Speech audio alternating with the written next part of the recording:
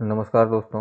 आज हम देखेंगे कि शिक्षा के अनौपचारिक अभिकरण या इनफॉर्मल एजेंसी ऑफ एजुकेशन के अंतर्गत स्टेट या राज्य की क्या भूमिका है, राज्य के क्या कार्य हैं।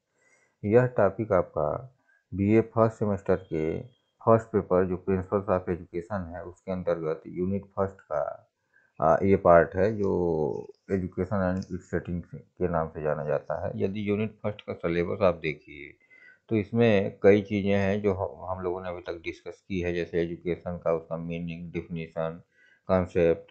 इसके बाद टाइप्स ऑफ एजुकेशन की बात की हम लोगों ने, फॉर्मल, इनफॉर्मल या नॉन फॉर्मल एजुकेशन की।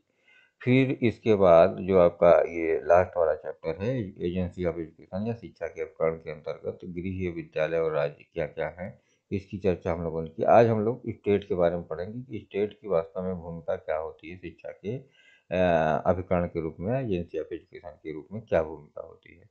हाँ, बुक की बात करें तो बुक हम बार बार बताते हैं आप लोगों को कि किताबें इसमें से आप कोई भी एक ले लीजिए। जो हिंदी वाले बच्चे हैं हिंदी की, अंग्रेजी वाले अंग्रेजी की ले सकते हैं। अब टॉपिक पे आते हैं। टॉपिक क्या है आपका कि राज्य। वास्तव अब राज्य देखें कि राज्य एजेंसी के रूप में, एजुकेशनल एजेंसी के रूप में कैसे काम करता है। तो सबसे पहले बात करते हैं स्टेट की या राज्य के मीनिंग या डिफिनेशन की। तो स्टेट जो है एक अंग्रेजी शब्द है जिसकी उत्पत्ति जो है आपके लैटिन भाषा स्टेटस से हुई है। स्टेटस क्या है कि यह व्यक्ति के स्तर को या व्यक्ति के जो है आपके लेवल को बताता है। और यही धीरे धीरे स्टेट से स्तर से ये धीरे धीरे जो है आपका समाज में जो है यूज होने लगा ये टर्म, और फिर इसका नाम धीरे धीरे राज्य पड़ गया। अब जबकि आप देखें तो जो यूनानी लेखक वगैरह हैं वो पोलिस या पोलिटिका या पोलिटिया जैसे शब्दों का प्रयोग करते हैं स्टेट के लिए, जिसका अर्थ होता है सिटी या नगर राज्य। अब इसका खैर जो है अब युग समाप्त हो गया है, लेकिन अब भी जो है इसका राष्ट्रों का युग शुरू हो गया। पहले तो स्टेट या जो है राज्यों का था, अब एक पूरा कई राज्य मिलकर एक देश बना लेते हैं, तो इसका जो है अब राष्ट्रों का युग है। तो इस प्रकार से जो है स्टेट की उत्पत्ति हुई है। लेकिन अब अगर आप स्टेट देखें राज्य, तो उसमें चार मुख्य तत्व रहते हैं। किसी भी राष्ट्र या देश की जो सबसे बड़ी जो है विशेषताएं हैं वो चार होती हैं। क्या होता है? एक टेरिटरी होती है, एक निश्चित भूभाग होता है। एक निश्चित एरिया में वह राज्य जो है फैला रहता है, वह राष्ट्र फैला रहता है, जिसका एक निश्चित मैप होता है। एक निश्चित जनसंख्या होती है, पॉपुलेशन होती है। एक निश्चित सरकार होती है और एक सॉवरेनिटी होती है, एक प्रभुसत्ता होती है। तो ये चारों चीज़ें मिल के आपकी किसी देश या राष्ट्र का निर्माण करती हैं। किसी भी देश या राष्ट्र के लिए ये चारों चीज़ें अति आवश्यक हैं। डिफिनीशन की बात करें तो आईजी कैंडल कहते हैं कि राज्य एक व्यवस्थित राजनीतिक समुदाय है जिसकी एक निश्चित सरकार वहाँ के नागरिकों द्वारा स्वीकृत होती है। तो एक निश्चित जो है आपके भूभाग पर निश्चित जो है एक समुदाय द्वारा एक निश्चित सरकार बनाई जाती है जो वहाँ के रहने वाले व्यक्तियों द्वारा स्वीकृत होती है। गार्नर कहते हैं कि राज्य न्यून, मोर और लेस न्यून या बहुसंख्यक व्यक्तियों के समुदाय को कहते हैं जो एक निश्चित भूभाग में रहता है, जो बाहरी नियंत्रण से पूर्ण रूप में मुक्त होता है एवं जिनकी एक निश्चित संगठित सरकार होती है जिसकी आज्ञा का पालन अधिकांश निवासी स्वाभाविक रूप से करते हैं। तो एक निश्चित भूभाग में निश्चित व्यक्तियों द्वारा निश्चित नियंत्रण में और जो है एक संगठित सरकार का निर्माण जो है किसी भी देश या राष्ट्र के लोग करते हैं, जो उस देश के नागरिकों के लिए नियम कानून बनाता है और सभी लोग उसको फॉलो करते हैं। तो ये गार्नर साहब करते हैं। यदि राज्यों के प्रकार की बात की जाए तो राज्य कई प्रकार के होते हैं। राष्ट्र एक तरीके से आप समझें, राज्य यहाँ पर राष्ट्र का मतलब है। हाँ, राज्य मतलब स्टेट का यहाँ पर कॉन्सेप्ट ये नहीं है कि जो भारत जैसे देश में डिफरेंट टाइप के स्टेट हैं। यहाँ पर राज्य का कॉन्सेप्ट केवल और केवल राष्ट्र या देश से लिया गया है। तो शासन प्रणाली के आधार पर अगर आप जो है देखें तो कई प्रकार के जो है शासन मिलते हैं। जैसे संसदीय है, पार्लियामेंट्री शासन है जैसे भारत जैसे देश में। फिर आपका जो है फेडरल या प्रेसिडेंशियल सिस्टम है, यह अमेरिका जैसे देशों में लागू है। फिर आप देखें तो शासकों की संख्या के आधार पे मोनोपोली है, अलग ऑलिगार्की है, डेमोक्रेसी है। तो एक तंत्र में जैसे एक ही व्यक्ति शासन करता है, कुलीन तंत्र में जैसे आपका कैपिटलिस्ट या जो है जो बड़े लोग शासन करते हैं, प्रजातंत्र में जनता की सरकार रहती है। फिर उद्देश्यों के आधार पर आप देखें तो कई उद्देश्य जैसे लोक कल्याणकारी राज्य है, समाजवादी है, पूंजीवादी है। तो ऊपर के दो भारत जैसे देशों में रहते हैं कि पब्लिक वेलफेयर की बात होती है, समाजवाद है, लेकिन कैपिटलिस्ट सरकारें जहाँ हैं वहाँ पर केवल और केवल धनी व्यक्तियों का या कुलीन तंत्र का शासन होता है। तो ये कुछ राज्यों के प्रकार हैं या देश के प्रकार हैं, इस आधार पर जो इसको क्लासिफाई किया गया है। अब जो शिक्षा संबंधी कार्य हैं किसी भी देश के लिए के या जो है राज्य की, अगर उसको आप देखें स्टेट का क्या कार्य होता है तो एक एक करके बात करते हैं। जैसे पहला है कि role related to peace security and order, शांति सुरक्षा और व्यवस्था के संबंध में जो है राज्य की क्या भूमिका होती है। तो राज्य अपने देश के नागरिकों के लिए शांति सुरक्षा की व्यवस्था करता है, सही जो है निर्णय लेता है, व्यक्तियों के धन की सुरक्षा करता है, उसके जो है लिए जो है वो डिफरेंट टाइप की जो है सेना है, पुलिस है, होमगार्ड है, सभी प्रकार की जो है पुलिसिंग की पूरी व्यवस्था जो है राज्य करता है, जिससे देश में शांति सुरक्षा और व्यवस्था बनी रहे। एक तो एक सामान्य ये कार्य है। प्रशासन एवं नियंत्रण संबंधी भूमिका कि राज्य की स्थापना के साथ ही समाज का नियंत्रण और प्रशासन एक समस्या हो गई। समाज के व्यक्ति परस्पर एक दूसरे को नियंत्रित होने में असमर्थ पाए गए, तो मिलकर व्यक्तिगत प्रशासनिक क्षमता राज्य जैसी संस्था को सौंप दिए। तो जो भी है कि प्रशासन और नियंत्रण से कि मतलब अगर कोई व्यक्ति जो है किसी देश में अगर जो है कोई एनार्की फैलाता है, कोई जो है झगड़ा लड़ाई करता है, तो वो सरकार का जो है ज़िम्मेदारी है कि उसको नियंत्रित करे और उनके ऊपर प्रशासन करे।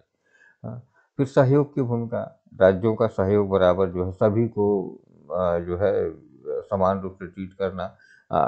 जैसे अगर पढ़ाई-लिखाई की बात करें तो उसमें जो है आपका डिफरेंट टाइप की फेलोशिप है, शिक्षा के लिए समान अवसर है, आपको पढ़ने-लिखने की सुविधा देना, कम पैसे में जो है सही शिक्षा दिलवाना, कहीं भी बाहर जाके आपको पढ़ाई के लिए जो है सहयोग करना, इस प्रकार की भूमिकाएँ जो है राज्य करती हैं।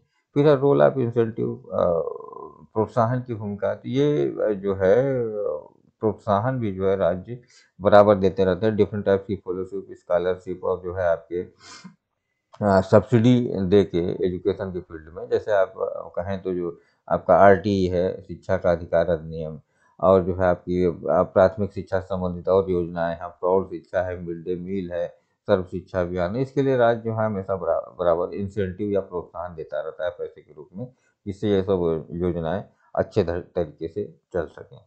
फिर संस्थाओं को स्थायी बनाना, तो जो भी स्कूल कॉलेज या जो है बड़े बड़े संस्थान हैं, जो रिसर्च के संस्थान हैं, जिससे जो है देश को पॉलिसी मेकिंग से चीज़ें मिलती हैं, उन सभी को ये सरकारें जो है स्थायी बनाती हैं, देश स्थायी बनाता है, ताकि जो है इससे हमारा सैद्धांतिक और एकेडमिक नॉलेज बढ़ता रहे।